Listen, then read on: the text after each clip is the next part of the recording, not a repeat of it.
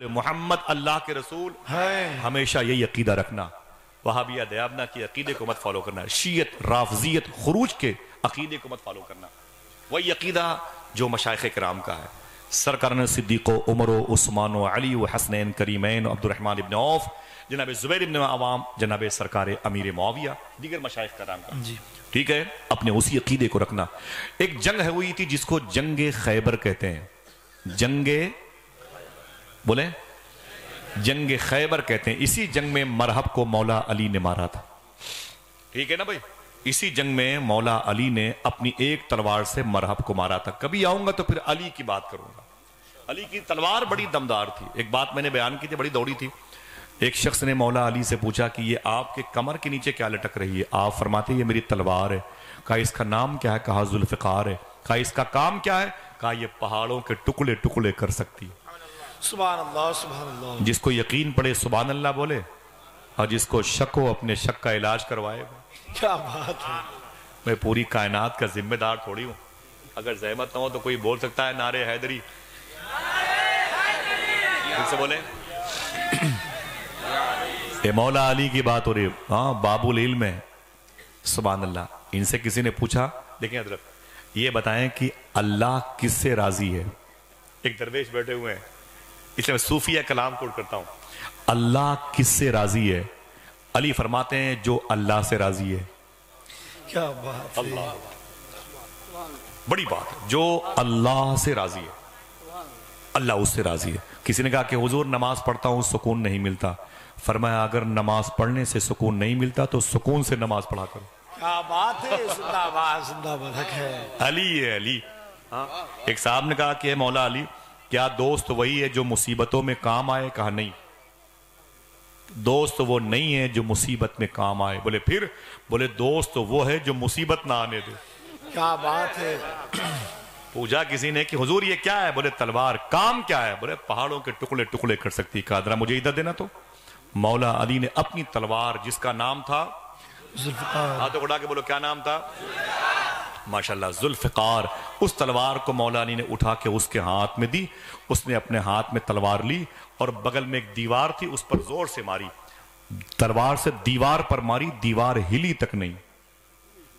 دیوار ہلی تک نہیں. اس نے تلوار مولا علی کو واپس کی. کہا عجیب آدمی, ابھی تو کہہ رہے تھے یہ تلوار پہاڑوں کے ٹکڑے ٹکڑے کر سکتی ہے, یہاں تو دیوار تک ہلی نہیں. علی فرماتے ہیں بے وقوف, تجھے میں نے اپنی تلوار دی, اپنا بازو تھوڑی دیا ہے. کیا بات ہے. زندہ باد زندہ باد. اللہ اللہ.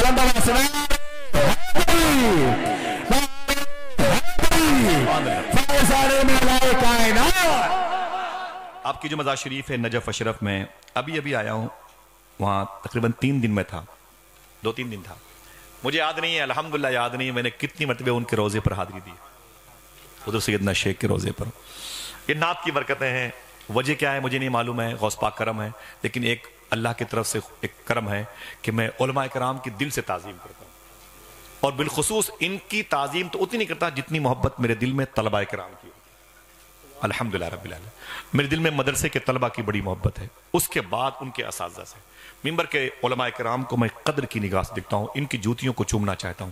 اسی کی برکت ہے کہ سیدنا شیخ کے دربار میں جو واش روم کی خدمت کرتے ہیں میں ان کی خدمت کرتا ہوں. الحمدللہ. کبھی کبھی ایک سال میں سرکار غوث پاک 4 مرتبہ بلا لیتے ہیں. الحمدللہ. اور پھر میں نے اب کی یہ دعا مانگی تھی, شعر کہا تھا, کاش بغداد میں گھر اپنا بناتے جاتے, دیکھتے آپ کے دربار کو آتے جاتے. کبھی چلیں گے انشاءاللہ, چلیں گے, حالات اچھے ہوں گے انشاءاللہ. بولو ہاتھوں کو اٹھا کے بولو انشاءاللہ. انشاءاللہ چلیں گے بغداد شریف انشاءاللہ. انشاءاللہ. اللہ میرے بھائیوں کو سب کو غوث پاک کا روزہ دکھائے. بڑا پیارا ہے. فرماتے ہیں میرے شیخ جس کی دعائیں کہیں قبول نہ ہو بغداد کی مٹی اٹھا کے دعا کرے, اللہ اس کی دعائیں قبول کر لے گا. بے شک. اللہ اللہ. فرماتے ہیں ولایت میرے گھر کی کھوٹی پہ ٹنگی رہتی ہے. ولایت میرے گھر کی کھوٹی پہ ٹنگی رہتی ہے. ولایت میرے گھر کی کھوٹی پہ ٹنگی رہتی ہے. غوث پاک فرماتے ہیں جس کو چاہتا ہوں اتار کے دے دیتا ہوں, اور جس کی چاہتا ہوں اتار کے ٹانگ دیتا ہوں. زندہ باد زندہ باد. کسی کو ولایت کی ہوا بھی نہیں ملتی جب تک شیخ عبد القادر اجازت نہ دے دے. بے شک. باتیں کروں گا انشاءاللہ, آؤں گا غوث پاک کی. تب آؤ گے نہیں آؤ گے؟ ہاں کہاں جاؤ گے بھاگ کے؟ پورا ملک غوث پاک کا ہے. بے شک. میرا امام گدا تیری چڑیاں ہیں تیرا دانا پانی، تیرا میلہ تیری محفل ہے یا غوث.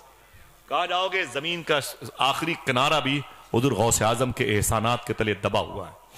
ٹھیک ہے انشاءاللہ بات ابھی نہیں کروں گا، میں چھوڑ کے جا رہا ہوں. بس میرے بھائی کی گفتگو ہوئی تھی اور میرے دماغ میں بیٹھ گئی. بچے بچیوں کی تھوڑی سی آوارگی مجھے تکلیف دیتی ہے. میں اپنی بہنوں سے اور اپنے بھائیوں سے گزارش کرتا ہوں کہ دل کو پاک کرو حضور کی محبت کے لیے، تاکہ لوگ کہیں محمد اللہ کے رسول ہیں، اسی کے دل میں ہیں. آخری بات بیان کر دوں، اب تو خوش ہو جاؤ یار خوش ہو جاؤ. آخری بات ہے، او جنگ خیبر ہوئی تھی نا، جنگ خیبر، ٹھیک ہے، اس خیبر کے قلعے پر یہودیوں کا قلعہ تھا، اس قلعے پر اسلامی جھنڈا لہرایا. قسمت بھائی دیکھیں، اسلامی جھنڈا لہرایا نا، تو وہاں کی جو پراپرٹی تھی اس قلعے کے اندر کی، سونے چاندی کے سکے، درہم و دینار، یہ نیزے، یہ تیر، یہ تلوار، یہ فوجیوں کے لباس، یہ اناج، یہ غلہ، اور یہ گھوڑے، یہ خچر، یہ گدھے، یہ اونٹ، یہ سب جو پراپرٹی تھی وہ کس کے حصے میں آئے گی؟ اسلام مسلمانوں کے. بولو بھائی، بولو بھائی، کس کے حصے میں آئے گی؟ آپ کے حصے میں تو کھڑے ہو کے بولتے. مسلمانوں کے حصے میں آئے گی، جو جنہوں نے قبضہ کیا تھا، جو جنگ میں جیتے تھے. الحمدللہ جب وہ ساری پراپرٹی حضور کے غلاموں کے حصے میں آئی تو بٹی. اسی کو بولتے ہیں مال غنیمت. سمجھ لو مال غنیمت کو، لفظ مال غنیمت کیا بولتے ہیں؟ اب وہ بٹے، پیسے بٹے، سکے بٹے، نیزے بٹے، برشیاں بٹی، بھالے بٹے، اونٹ بٹے، گھوڑے بٹے، گدھے بٹے، اور اناج غلے سب بٹے. حضور صلی اللہ تعالی علیہ وسلم کے حصے میں بھی کچھ سامان آیا تھا. حضور کے حصے میں بھی کچھ سامان آیا تھا. میرے آقا صلی اللہ تعالی علیہ وسلم کے حصے میں جب کچھ سامان آیا، سنبھلنا اور بالکل خاموش ہے نا. جیسے حضور کی بارگاہ میں معلوم ہے کیا آیا تھا، بتا دوں، سونے چاندی کے سکوں اور نیزوں کے علاوہ حضور کی بارگاہ میں ایک مبارک گدھا بھی آیا تھا. گدھے کی سواری بڑی اچھی ہوتی تھی، مضبوط. حضور کے حصے میں ایک مبارک گدھا بھی آیا تھا.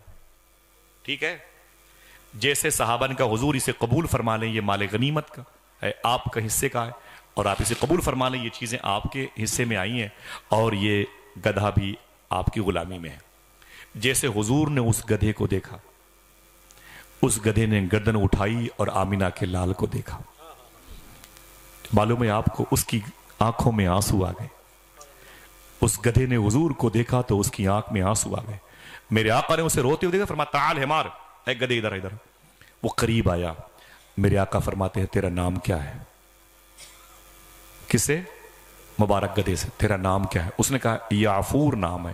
یہ عین فے واو رے، یعفور نام ہے، میرا نام یعفور ہے. حضور فرماتے ہیں اچھا نام بدل دے، اپنا بایو ڈاٹا بتا، اپنے بارے میں کچھ تو بتا، کوئی خاموش نہ رہے گا. اگر میں نے منع کیا تب بھی سبحان اللہ کہو گے. سمجھ رہے ہیں آپ؟ معلوم ہے حضور نے کیا کہا؟ اپنے بارے میں کچھ تو بتا. وہ کہتا ہے میں، میرا باپ، گدھا کہتا ہے میرے باپ، باپ کے باپ، باپ کے باپ، میرے جو سب سے آخر میں شروع میں جو میرے دادا آئے تھے نا، ان کی نسل میں 60 گدھے گزرے ہیں. کتنے؟ 60 ہی آدمی بولو گے. وہ کہتا ہے کہ 60 گدھے میرے باپ جو سب سے پہلے آئے تھے نا، ان کی نسل میں 60 گدھے گزرے تھے. اب کوئی خاموش نہ رہے. یہ وہ 60 گدھے ہیں جن کی پیٹھ پر نبیوں اور رسولوں کے علاوہ کسی غیر نبی نے سواری نہیں فرمائی ہے. کسی غیر نبی نے میرے اجداد و امجاد کی پشت پہ سواری نہیں فرمائی ہے. حضور فرماتے اور تو پھر بولنا. وہ مبارک گدھا کہتا ہے آپ رسولوں میں آخری ہیں، میں اس نسل کا آخری ہوں. اللہ اللہ، سبحان اللہ، سبحان، میں اس نسل کا آخری ہوں. حدیث شریف میں لفظ ہے شہوت کا. کیا تو چاہتا ہے کہ تیری نسل آگے بڑھے؟ اشارہ سمجھ رہے ہیں؟ میرے آقا فرماتے کیا تو چاہتا ہے کہ تیری نسل آگے بڑھے؟ اس نے کہا نہیں میں نہیں چاہتا. فرمایا کیوں؟ کہا جب آپ آخری نبی بن کے آئے ہیں تو میں آخری غلام بھی بننا چاہتا ہوں. سبحان اللہ، سبحان اللہ، میں آخری غلام بننا چاہتا ہوں. اللہ اکبر. معلوم ہے حضور فرماتے پھر کیا ہوا؟ وہ کہتا ہے کہ میں بچپن میں جب پیدا ہوا نا تو ایک یہودی کے گھر میں تھا، اس نے مجھے پال پوس کے بڑا کیا، میں مضبوط ہو گیا. حالانکہ بچپن میں میں نے اللہ کی بارگاہ میں دعا مانگی تھی، اے میرے مولا تو مجھے دنیا میں بھیج رہا ہے، میں جا تو رہا ہوں لیکن میری پیٹھ پر کوئی نہ بیٹھے سوائے آمینہ کے لال کے. آپس میں مشورہ کر کے سبحان اللہ کہو، میں بھی آرام کر لوں ذرا سا. سبحان اللہ. کہنا چاہیے کہ نہیں کہنا چاہیے؟ ہاں بولو بھائی بولو، کہنا چاہیے کہ نہیں کہنا چاہیے؟ سبحان اللہ سبحان اللہ. وہ کہتا ہے کہ حضور میں نے اللہ کی بارگاہ میں دعا مانگی تھی، میرے مولا مجھے زمین پر بھیجنا نا تو میری پیٹھ پر آمینہ کے لال کے علاوہ کوئی نہ بیٹھے. کس نے کہا؟ گدھے نے کہا. میرے آقا فرماتے پھر وہ کہتا ہے میں تندرست اور توانا مضبوط ہو گیا. جب میری پیٹھ مضبوط ہو گئی، جوان ہو گیا، تو ایک دن میرے یہودی مالک نے سوچا کہ اب اس کی پیٹھ پر سواری کی جائے. اس نے ایک بستر کو نکالا، اسے تہ کر کے میری پیٹھ پہ رکھا. جیسے میری پیٹھ پہ رکھا میں سمجھ گیا آج یہ میری پیٹھ پر بیٹھنا چاہتا ہے. میں ڈر گیا. جیسے اس نے میری پیٹھ پر بیٹھنے کے لیے چھلانگ لگائی، وہ گدھا کہتا ہے اے مدینے والے آقا میں نے اپنی پیٹھ گھما لی. وہ دھڑام سے زمین پر گر پڑا. 3 مرتبہ اس نے کوشش کی، میں نے اپنی پشت ہٹا دی. وہ زمین پر گرتا رہا. وہ سمجھ گیا کہ یہ گدھا بڑا ضدی ہے.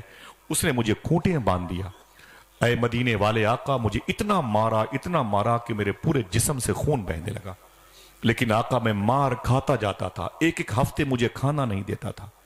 میں بھوکا رہتا تھا، مار کھاتا جاتا تھا، لیکن خوش ہوتا تھا کہ اے میرے مولا میں بھوکا مر جاؤں گا لیکن اپنی پشت کو آلودہ نہیں ہونے دوں گا، اپنی پیٹھ کو ناپاک نہیں ہونے دوں گا، اپنی پیٹھ پر کسی غیر نبی کو نہیں بٹھاؤں گا. اے میرے دوست آج ہماری باہوں میں جو غیر لڑکیاں سوتی ہیں، اے میری بہن تو خنزیر کا گوشت کھانے والوں کے ساتھ جو راتیں گزارنے کا خواب دیکھتی ہے، سنبھل. ایک جانور نے اپنے کیے ہوئے وعدے پر وفا کیسے کیا ہے، اس سے سبق تو سیکھ. اور کیا تجھے باتیں بتائی جائیں، ان مبارک ارواح طیبہ کو آواز دیا جائے، تب تیرا دل کے اندر تبدیلی آئے گی. اس گدھے سے سبق سیکھنا چاہیے ہم کو اور ہماری بہنوں کو. معلوم ہے وہ کہتا ہے حضور مجھے پورے ہفتے کھانا نہیں دیتا تھا، میں زخمی ہوتا تھا لیکن شکر کرتا تھا، کچھ بھی کر لے لیکن تجھے بٹھاؤں گا نہیں. اس پیٹھ پر کوئی بیٹھے گا تو نبیوں کا سردار بیٹھے گا. بولے پھر کیا ہوا؟ بولے اوب گیا. وہ اوب کر کے اس نے بیچ دیا. میں بکا تو خیبر کے قلعے کے فوجیوں کے انڈر میں آیا. مجھ پر اس نے سواری نہیں کی، مجھ پر سامان رکھ کر کے ادھر ادھر وہ ٹریولنگ کرتا رہا. اور پھر جب مصعب کے غلاموں کی فوج نے اس پر حملہ کیا اور اس قلعے پر اسلامی جھنڈا لہرایا، اور اسلامی جھنڈا جب لہرایا تو پھر میں مال غنیمت میں آیا، اور جب مال غنیمت میں آیا تو پھر اے مدینے والے آقا آپ کے حصے میں آ گیا. آپ کو دیکھا تو میری آنکھوں میں خوشی کے آنسو آ گئے. میں اپنی منزل پر پہنچ آیا ہوں. اگر خوش ہونے کا وعدہ کرے بتا دوں، حضور نے پھر اپنا مبارک بستر اس مبارک گدھے کی پشت پہ رکھا. سبحان اللہ سبحان اللہ. پہلی مرتبہ اس مبارک گدھے کی پشت پہ نبیوں کا سردار بیٹھا. جیسے حضور اس کی پشت پر بیٹھ کے مدینے شریف واپس آئے نا، وہ بار بار گدھا اپنے سر کو اٹھاتا. اے میرے مولا تیرا شکر ہے کہ رسولوں کا سردار میری پشت پر سوار ہے، معراج کا دولہا میری پشت پہ سوار ہے، امام الانبیاء میری پشت پہ سوار ہے. بڑی اٹکھیلیاں کھیلتے ہوئے مبارک گدھا مدینے آ گیا. لیکن ہم اپنے بچوں سے حضور کی باتیں نہیں کر سکتے. ایک گدھے کی داستان سنتے سنتے اگر اس موڑ پر آپ آئے ہیں، یار یہ مجھے سبق سکھا رہا ہے، اس سے مجھے سبق سیکھنا چاہیے. معلوم ہے حضور صلی اللہ علیہ وسلم اپنی مبارک زندگی میں، حیات مبارکہ میں، جب کبھی مدینہ شریف میں کسی کو حضور کو بلانا ہوتا تو اسی مبارک گدھے کو حضور بلاتے تھے. آخری جملے سنیے گا. اسی مبارک گدھے کو حضور بلاتے تھے اور کیا کہتے تھے؟ اے فلاں سن، جا مدینے میں میرا ایک غلام ہے، مثال کے طور پر اس کا نام ہے ابو طلحہ، اسے بلا کے لا. دیکھیں حضور اس گدھے سے فرماتے جا ابو طلحہ کو بلا کے لا. میں نعرے وغیرہ کا لگانے قائل نہیں ہوں، لیکن اگر دل کہے تو کوئی ایک شخص لگائے نعرہ. جملہ سنیں آپ. میرے آقا فرماتے اے فلاں سن، جا مدینے میں ابو طلحہ نام کے میرے غلام کو بلا کے لا. سنیں آپ، حضور ابو طلحہ کا نام لیتے، لیکن اس نام کے کئی صحابہ مدینے میں ہوتے، اس نام کے کئی صحابہ مدینے میں ہوتے، لیکن یہ مبارک گدھا اسی ابو طلحہ کے گھر کے دروازے پہ جاتا جس ابو طلحہ کو مدینے والے آقا بلانا چاہتے تھے. کیا بات ہے. زندہ باد زندہ باد زندہ باد. اللہ اکبر اللہ اکبر. ہاتھوں کو اڑا کے جواب دے ماشاءاللہ. سبحان اللہ. سبحان سیدنا شیخ کرم فرمائے. سبحان اللہ. माशा सल्लल्लाहु ताला अलैहि वसल्लम। मैंने उस जात पे लिखने की जसारत की है जिसके दामन में फरिश्तों ने इबादत की है।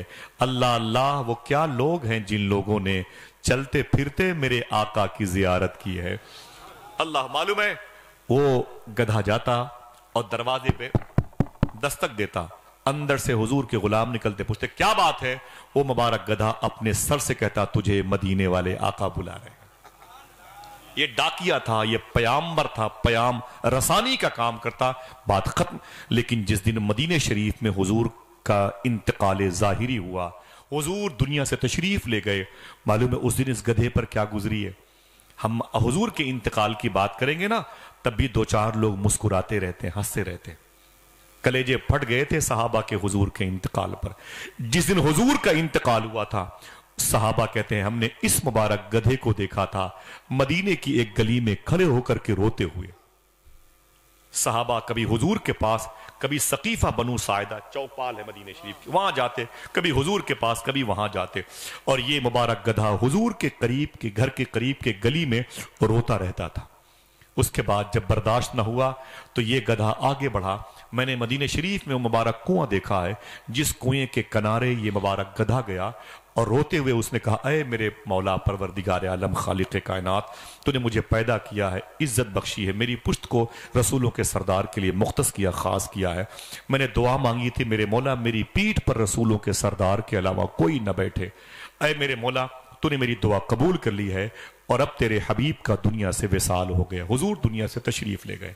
अय मेरे मौला मैं चाहता हूं कि मैं भी दुनिया से छोड़ दूं, मैं चाहता हूं कि मैं भी दुनिया छोड़ दूं। मुझे डर इस बात का है कहीं सहाबा के बच्चे मेरी पुश्त पे सवारी ना करें, मैं लिहाज में कुछ न कह पाऊं। ऐ मेरे मौला मेरी खता को माफ करना। इतना कहा और उस मुबारक गधे ने उस कुएं में छलांग लगाई और हमेशा के लिए अपनी जान जाने आफरी के हवाले कर दी। उम्र भर की बेकरारी को करारा ही गया। एक जानवर ने अपने किए हुए वादे को पूरा किया कि नहीं किया? हाथों को उठा के बताओ। अपने जिस्म का सौदा तो नहीं किया, अपने दिल में किसी और की मोहब्बत तो नहीं आने दी, अपनी पीठ को नीलाम तो नहीं किया, जमीर फरोश नहीं था, बेहिस नहीं था, बेगैरत नहीं था। अल्लाह अकबर, अल्लाह अकबर। आज हमारे घर का मुआशरा कितना खराब है। दुआ करो कि परवरदिगार आलम इस मुआशरे पर जो बदनजरी का शिकार है, अल्लाह इसे हुजूर की मोहब्बत से आशना फरमा दे।